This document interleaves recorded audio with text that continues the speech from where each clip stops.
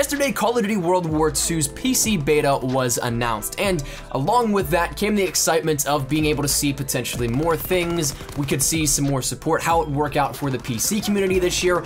All kinds of stuff stemmed from this announcement. But with a lot of stuff being thrown out there, a lot of speculation, a lot of different information, both officially and unofficially, I figured we'd take a look at the 5 most important things you need to know here out of this PC beta announcement. Some things to take into consideration coming up into the weekend that is just now 2 weeks away from us. So I'm excited for this, hopefully you guys are as well, but let's talk about real quickly the 5 things you must know here for this beta. Now, first thing being that it is, of course, the PC beta, but the biggest part is that it's an open PC beta. So that means you don't have to pre-order for it, you don't have to do anything special, don't have to put any money down on this at all. You can just jump on. If you have Steam, just log into your account, download, and play. It's a pretty straightforward and simple process, but the minimum specifications are actually pretty ridiculous compared to where PC games are headed. And I mean that in the sense that this is going to allow basically everyone to play if they so choose to. I'll toss the minimum specifications up on screen for you now so you can see the full list, but all you need is an i3 and a GTX 660 or higher in terms of the equivalencies, but that's something that those cards are about 4 going on 5 years old now at this point, so chances are if you've bought any sort of computer in the last couple of years, your specifications will be more than likely good enough here for this to run. Now, of course, the other things like the RAM and the hard drive space comes down to how much you have on your personal device, but for the most part, it is something that these lower quality optimizations really should be a good sign of how the port turns out, because a lot of times AAA titles don't necessarily even pay that much attention to those lower qualities, so it means that there is that more higher eye and level of scrutiny, which is definitely awesome. Now, albeit if you do have these specifications, you're only going to be able to play on, say, low settings with not incredibly optimized features and probably with frame dropping here and there, but it seems like they're trying to engage as many people as possible. But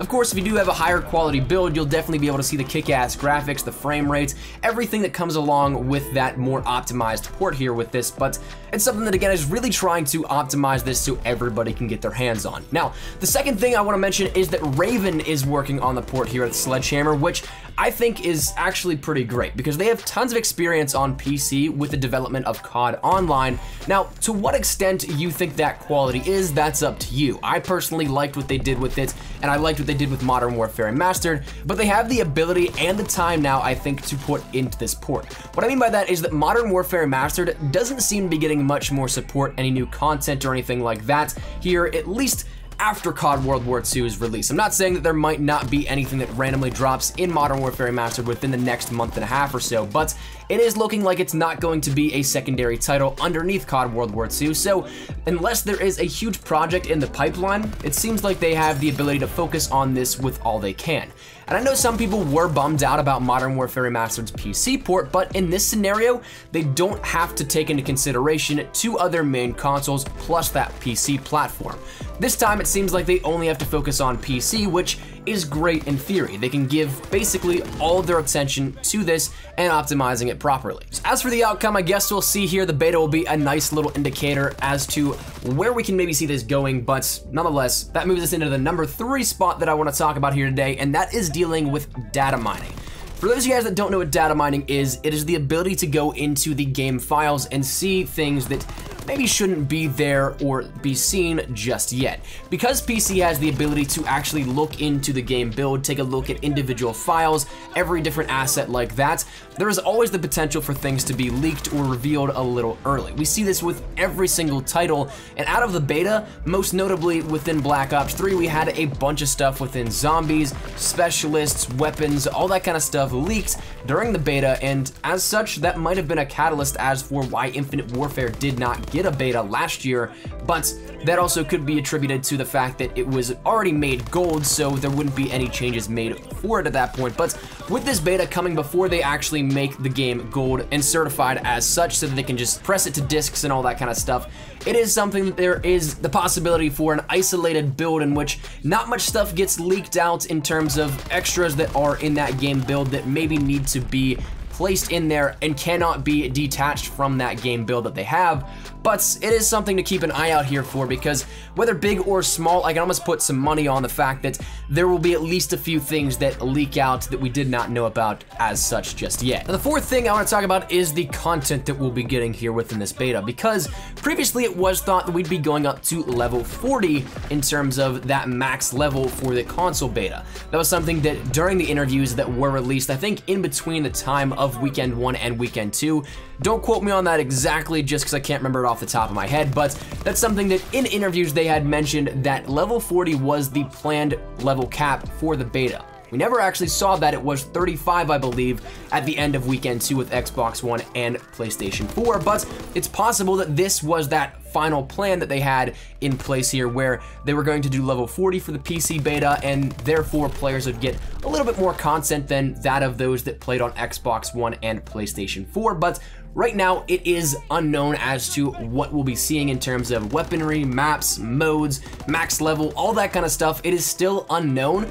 but it is something to take into consideration. We might see that level 40, we might see some more weapons, and maybe, who knows, we'll see another mode, maybe another map thrown in there, but that's all for speculation and theory at the moment.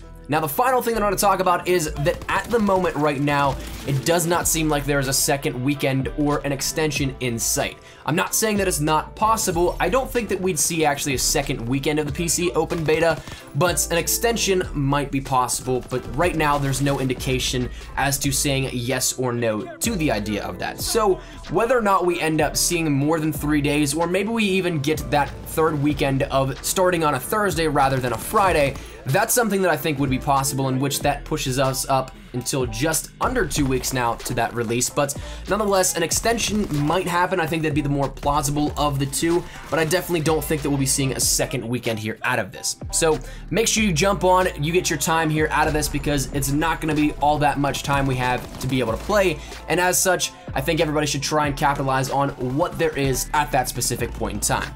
But that said, that's where we're going to wrap this up. I wanted to give you guys 5 key and really important things that I think you should know here out of this announcement, some things to take into consideration, and hopefully you guys do jump on, because I think this is going to be a ton of fun. I think it's going to be a great indicator for what we can see here for the PC port this entire year, and of course, it's a free open beta, so who doesn't love that? Who doesn't love getting to be able to play Call of Duty World War II early for no money down and just simply downloading it on your PC?